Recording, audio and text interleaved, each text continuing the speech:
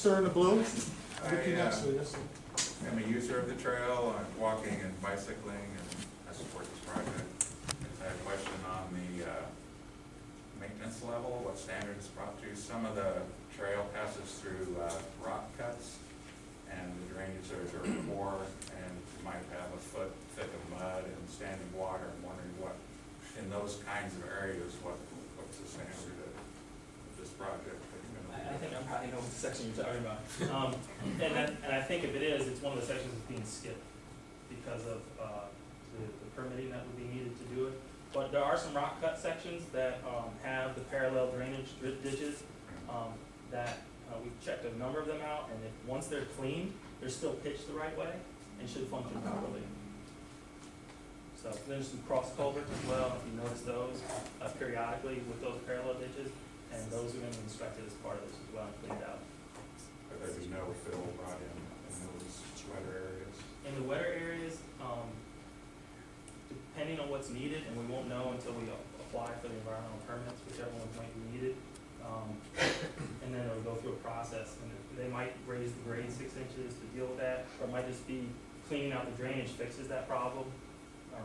I don't know about specifically about the section you're talking about, but like Holmes Road in Pomfret, you know, the drainage has been so poor for so many years that it's converted itself to a wetland.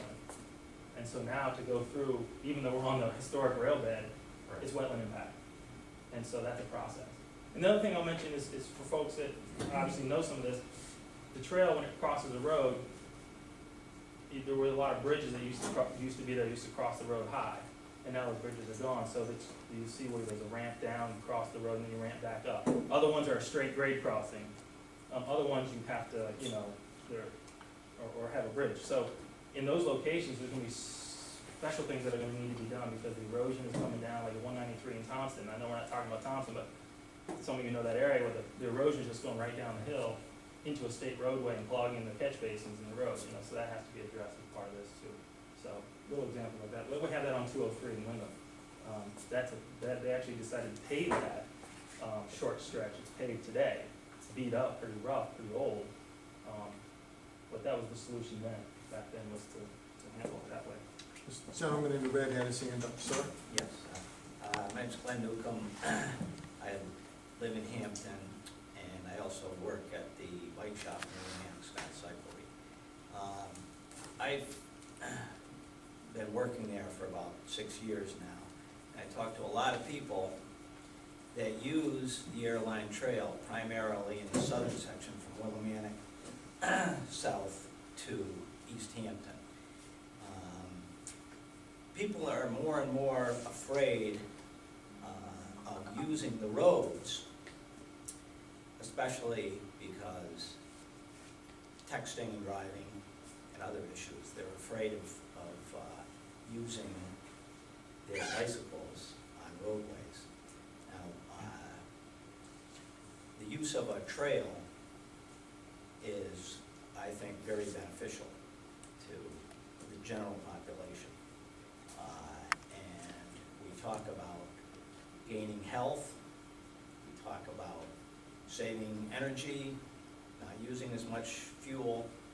This is a very low-cost way of improving people's well-being. So I'm, supportive of this. Thank you very much. Who's next? Yes, sir? Mike Chaplin from Hampton, I'm a property owner. I have very mixed feelings about this. I'm in favor of people getting healthy, and there's a pretty path to walk.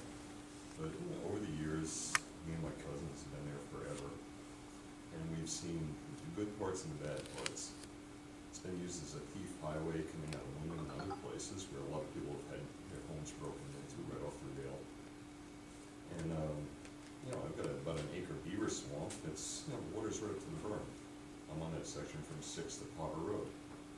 And we've also had environmental changes because the East Con put a major parking lot in, and now we have much more water dumping onto that. How are you going to address some of those issues? Because that's a severe cut right through there. There is no place to put that water in reality. Part of it's, environmental change, you know, and I'll be very pissed if anybody tries to whack my beaver. But, you know, it's like, you know, but I have mixed feelings about this, you know, we've seen good things, you know, with the people being healthy, using it, but there's other people who are taking total advantage of this, breaking people's homes, and it's not just this year or last year, it's been for years now. And more accessibility, you know, it causes us out in the country more headaches.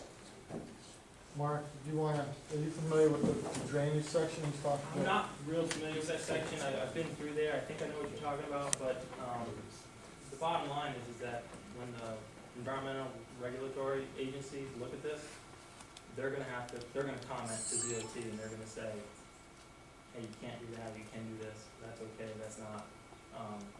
But there's no intention at this point in time to raise any grades of any, of the existing trail. It may overtop in high rain events, in that location, if I'm thinking of the right place. I'm sure it's still where Trap Rock is, right from 674. Yeah, Potter Road. Potter Road. Yeah, not picture. I have some photos with me, so maybe we can talk after and look at those. But